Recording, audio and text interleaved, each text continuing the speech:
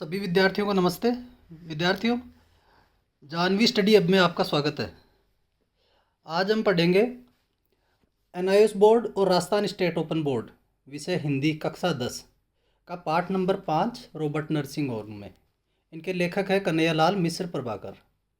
देखिए, अब इसकी प्रस्तावना पढ़ते हैं। आपने कभी न कभी किसी अस्पताल या नर्सिंग होम में अवश्य गए होंगे। वहाँ आपने यह ध्यान दिया होगा कि किस तरह कुछ लोग रोगियों तथा पीड़ितों की सेवा करते हैं। ऐसे दृश्य आप में भी दूसरों के लिए कुछ कर पाने की इच्छा जगाते होंगे। आपने की सेवा तो सभी अपनों की सेवा तो सभी करते हैं, पर बड़ी बात तो तब है जब दूसरों के लिए कुछ किया जाए। दूसरों के लिए कुछ करने की भावना से भरे लोग जाति, क्षेत्र, भाषा, धर्म, लिंग व रंग आदि के बंधन को नहीं मानते। वो तो बस यह मानते हैं कि मनुष्य मनुष्य में भेद कैसा। मनुष्य तो मनुष्य ही होता है, वह और कुछ हो ही नहीं सकता। तो आइए इस पाठ के माध्यम से ऐसी भावना रखने वाले लोगों के विषय में जानने और उनसे प्रेरणा लेने का प्रयास करते हैं। ये हम सारांश के रूप में पढ़ेंगे इस पाठ को ना। और सब पाठ प्रारंभ करने से पहले सभी विद्यार्थियों से अनुरोध है कि हमारे चैनल को सब्सक्राइब जरूर कीजिएगा और अच्छा लगे तो लाइक कीजिएगा। यह वाक्य 1 सितंबर 1951 का है। कल तक जिनका अतिथि था, आज उनका परिचायक हो गया, क्योंकि मेरे अतिथि अचानक रोग की लपेट में आ गए।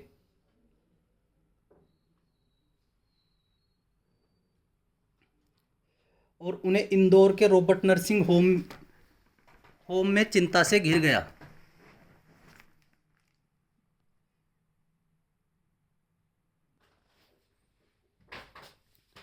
देखिए, इसमें लेखक ये कहना चाहता है कि मैं कल तक जिनका अतिथि था, मतलब मैं एक मेहमान के रूप में जिनके पास गया था, आज मैं उनका परियाचक हो गया। मतलब आज मैं उनकी देखभाल कर रहा हूँ, क्योंकि मेरे जो ये अतिथि नहीं है, आतिथ्य है।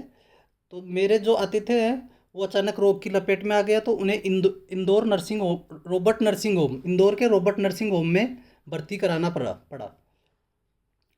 तो परिणाम परिणाम यह हुआ कि पूरा वातावरण धवल वेश में ढकी हुई एक नारी अचानक कमरे में आ गई।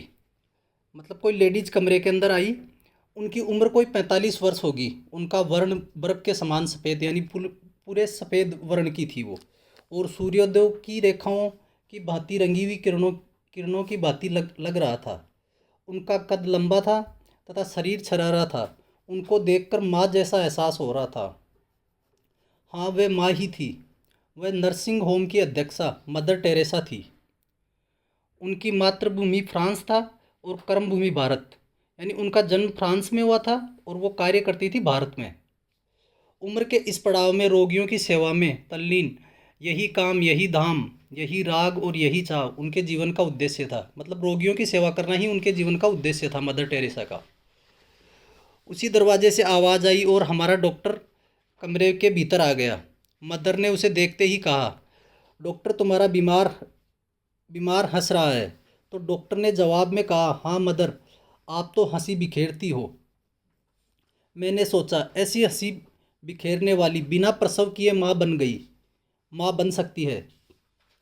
यानी उनकी शादी नहीं हुई, उनके बच्चे नहीं हुए, पर वो माँ सबकी, उनको संबोधन में सब माँ मदर टेरेसा बोलते थे, तो वो माँ बन गई थी। वही 30 रुपये मासिक वेतन पर दिन रात रोगियों की सेवा कर सकती थी और वही पीड़ितों के तड़पते जीवन में हंसी बिखेर सकती थी। तीसरे पहर का समय था। थर्मामीटर हाथ में लिए वे आई। मदर टेरेसा और उनके साथ एक नवयुवती थी, उसी विशिष्ट धवल वेश में, गौर और आकर्षक। इससे ज़्यादा मैं यह कह सकता हूँ कि शायद चांदनी को दूध में घोलकर ब्रह्मा ने उसका निर्माण किया हो। उसका नाम क्रिस्टहेल्ड था और वह जर्मनी से आई थी। फ्रांस की पुत्री मदर टेरेसा और जर्मनी की दुहिता दुहिता क्रिस्टहेल्ड, एक साथ, एक रूप, एक देह, एक रस। मैंने कहा, तुम्हारा देश महान है, जो युद्ध के देवता हिटलर को जन्म दे सकता है, और तुम्हारे जैसे सेवाशील बालिका को भी। तो वह चुप हो गई। देखिए, मदर टेरेसा फ्रांस की थी और क्रिस्टहेल्ड जर्मनी की थी। तो फ्रांस और जर्मनी के अंदर विश्व युद्ध हो चुके हैं, तो दोनों देश के लोग एक दूसरे को पसंद नहीं करते थे। पर मदर टेरेसा और क्रिस्टेल दोनों एक साथ काम करती थी, उनका एक ही लक्ष्य था।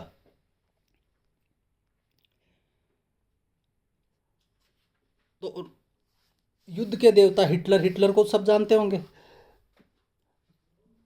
युद्ध मतलब तुम्हारा देश महान है कि भाई युद्ध के देवता हिटलर, जिसकी वजह से विश्व युद्ध हुआ, तो हिटलर को भी जन्म दे सकता है, तो तुम्हारी जैसी सेवाशील बालिका को भी। तो वह चुप हो गई और अपना दाहिना पैर पृथ्वी पर वेग से ठोक कर बोली, यस यस, और वह दूसरे कमरे में चली गई। तो मैंने मदर टेरेसा को टटोला। फिर वो क्रिस्टेल्ड वहाँ से चली गई, तो उन्होंने मदर टेरेसा से पूछा कि आप इस जर्मन लड़की से के साथ प्यार से रहती हैं। तब वह बोली, वह भी ईश्वर के लिए काम करती है और मैं भी, फिर प्यार क्यों न हो। मैंने कुछ पिन चुभते हुए कहा, पर फ्रांस को हिटलर में बदलित किया किया था, यह आप कैसे भूल सकती हैं। चुभन गहरी थी, पर मदर का कलेजा उससे अछूता रहा कि भाई उन्होंने हिटलर के बारे में कहा, पर मदर टेरेसा को उस बात से कोई फ़र्क नहीं पड़ा।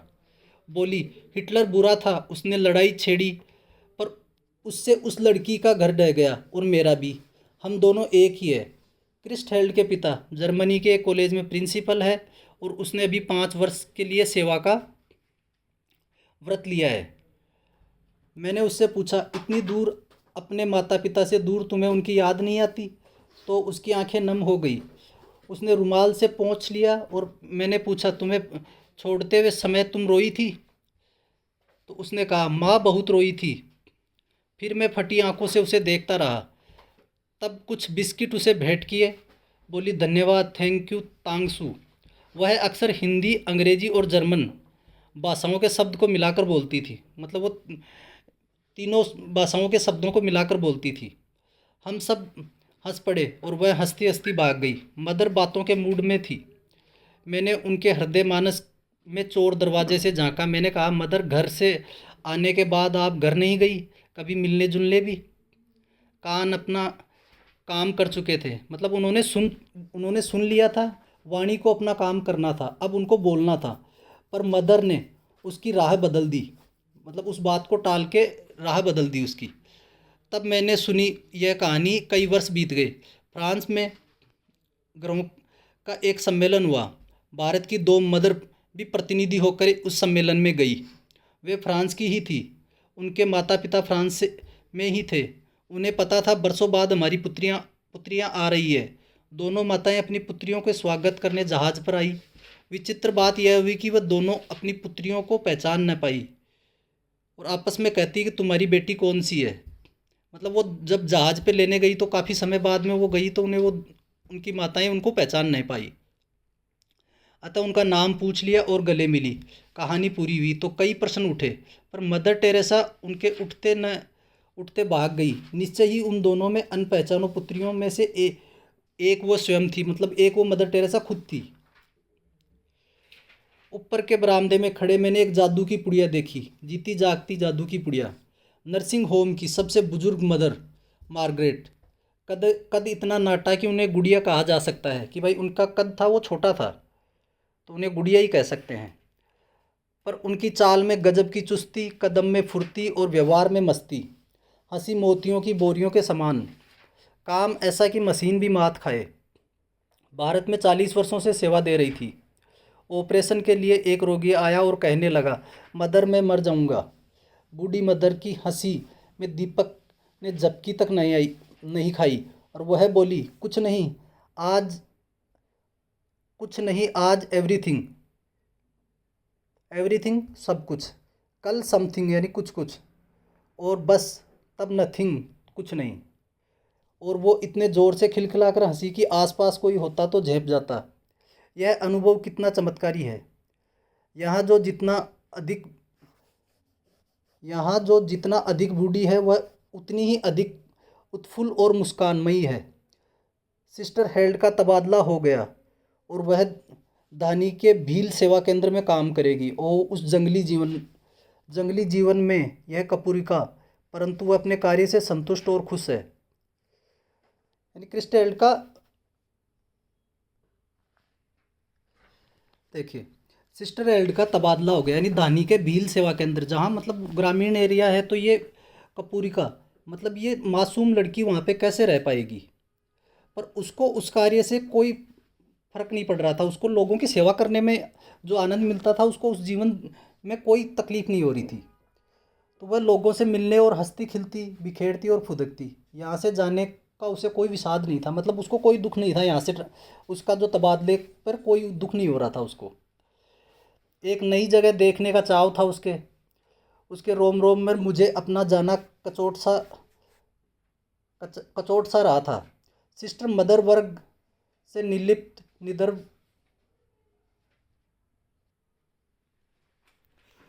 तो देखिए मदर वर्ग का निस्संग यानी किसी का साथ नहीं, निर्लिप्त यानी किसी में मोह माया से दूर है, किसी में लिप्तता नहीं है, और निर्द्वंद जिसका कोई मतलब कोई प्रतिद्वंदी नहीं है। तो जीवन पूरी तरह मानस चक्षुओं में समा गया और फिर कंठ में रखकर धनी हुए, पर तुम उसे जीवन में कृतार्थ हुई। उनका कहने का मतलब है कि गीता उन्होंने पढ़ी नहीं, पर उन्होंने अपने जीवन के अंदर उसको समा लिया। देखिए इसमें मदर मार्गरेट, मदर टेरेसा और क्रिस्टल एल्ड, इन्होंने गीता को कंठस्थ नहीं किया, याद नहीं किया, पर उन्होंने अपने जीवन में अपनाया। और हम लोग करते हैं, याद कर लेते हैं, पर जीवन में उसका पालन नहीं करते। तो इस तरह विद्यार्थियों, ये आपका पाठ का सारांश पूर्ण हुआ। तो हमारे चैनल को सब्सक्राइब कीजिए, लाइक कीजिए और शेयर कीजिएगा। तो मिलते हैं अगले वीडियो में। जय हिंद, जय भारत।